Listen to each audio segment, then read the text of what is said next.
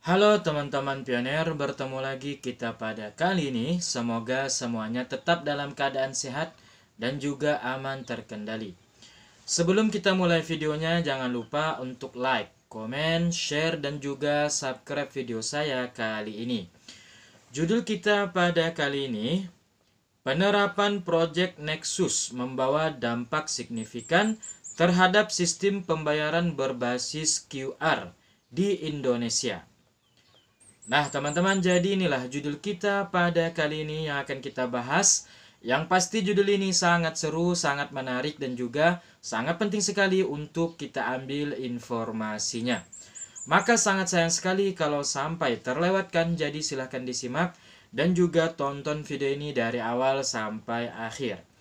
Oke, kita langsung aja pada informasinya. Penerapan Project Nexus membawa dampak signifikan terhadap sistem pembayaran berbasis QR di Indonesia. Berikut analisis dampaknya berdasarkan hasil pencarian. 1. Penguatan dan perluasan fungsi QRIS. Kolaborasi bukan penggantian. Project Nexus tidak menggantikan QRIS, melainkan memperluas jangkauannya. Secara internasional, QRIS tetap menjadi tulang punggung pembayaran domestik Indonesia. Sementara Nexus berfungsi sebagai jembatan yang menghubungkannya dengan sistem pembayaran negara lain seperti DuitNow dan PromptPay. Peningkatan penggunaan lintas negara merchant QRIS di Indonesia kini dapat menerima pembayaran dari turis Malaysia, Thailand, dan Singapura melalui aplikasi pembayaran lokal mereka. Sebaliknya, pengguna QRIS juga bisa bertransaksi di luar negeri hanya dengan memindai QRIS tanpa aplikasi tambahan. 2. Efisiensi transaksi lintas batas. Biaya lebih rendah, biaya transfer lintas negara yang sebelumnya mencapai puluhan ribu rupiah akan ditekan mendekati biaya transaksi domestik. Waktu lebih cepat, proses transaksi yang semula memakan waktu 1-3 hari dipersingkat menjadi kurang dari 60 detik. Kemudahan konversi mata uang. Nilai tukar mata uang ditampilkan secara transparan dan terkonversi otomatis saat transaksi tanpa perlu penukaran manual. 3. Dampak positif bagi ekonomi dan pariwisata. Peningkatan kunjungan wisatawan, kemudahan transaksi via QRIS menarik lebih banyak wisatawan ASEAN ke Indonesia. Contoh, turis Malaysia bisa langsung bayar di merchant Indonesia menggunakan DuitNow. Dukungan untuk UMKM. UMKM Indonesia dapat menerima pembayaran langsung dari luar negeri tanpa biaya tinggi. Memperluas pasar sekaligus meningkatkan pendapatan. Penguatan inklusi keuangan. Masyarakat tanpa akses perbankan global seperti PayPal kini bisa bertransaksi lintas negara cukup dengan akun dompet digital lokal. 4. Tantangan dan resiko. Harmonisasi regulasi, perbedaan aturan perlindungan data, anti pencucian uang, dan keamanan cyber antar negara perlu diselaraskan. Posisi Indonesia sebagai observer saat ini, Bank Indonesia belum menjadi anggota penuh Nexus, melainkan pengamat.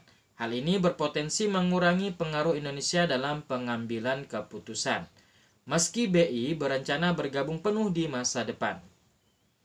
Ketergantungan pada infrastruktur Swiss. Skema Nexus dikendalikan oleh Bank for International Settlement (BIS) di Swiss yang berpotensi memengaruhi kebijakan dan biaya transaksi. 5. Pergeseran strategi kebijakan Bank Indonesia. Pengalihan dari skema bilateral ke multilateral. Sebelum Nexus, BI membangun koneksi QRIS lintas negara secara bilateral, misalnya dengan Thailand dan Malaysia. Nexus menyederhanakan proses ini dengan model terhubung sekali terhubung ke semua. Target implementasi 2027. BI menargetkan Nexus beroperasi penuh pada 2027 dengan kontribusi dana awal sekitar 8 juta USD. 6. Perbandingan dengan sistem lain. Tabel perbedaan Project Nexus versus jaringan pembayaran global. Aspek Project Nexus Visa atau Mastercard. Biaya transaksi rendah mengikuti skema domestik. Tinggi termasuk biaya konversi falas. Keterlibatan bank tidak perlu rekening luar negeri, memerlukan rekening atau kartu internasional. Infrastruktur berbasis sistem nasional. Pay Now berbasis jaringan kartu global. Kecepatan transaksi 60 detik beberapa jam hingga hari sumber.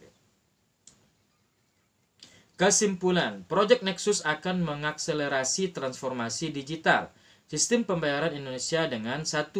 Memposisikan QRIS sebagai prototipe sistem pembayaran regional yang diadopsi negara ASEAN. 2. Mendorong integrasi ekonomi ASEAN melalui transaksi real-time lintas batas. 3. Menciptakan peluang bagi Indonesia untuk memimpin tata kelola pembayaran digital di kawasan, asalkan mampu mengatasi tantangan regulasi dan meningkatkan posisi tawar dalam Nexus.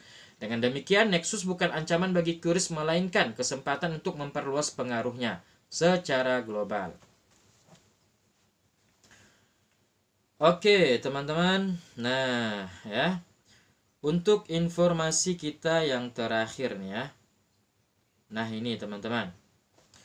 Oke, sekarang kita mendapatkan tampilan baru lagi dari beranda aplikasi P-Network. Nah, yang pastinya setiap tampilan baru dari beranda aplikasi P-Network ada pengumuman yang disampaikan oleh Nicholas Kokalis. Oke, langsung aja kita baca apa yang diumumkan oleh Core Team ataupun Nicholas Kokalis. @P-Core Team 20 Juni jam 4 ya, jam 4 pagi nih teman-teman. Bagaimana hubungan Gen AI dengan P-Network? Mengapa salah satu dari dua pendiri P, Nicholas Kokalis, berpartisipasi dalam panel Gen AI di Konsensus 2025? Jawaban di P Today 28 Juni 2025. Nah, ya, jadi Nicholas Kokalis udah mengasih kode keras nih teman-teman pada kita semua ya sebagai pioner ya. Dia pada tampilan beranda aplikasi P-Network yang sekarang dia mengasih kode keras.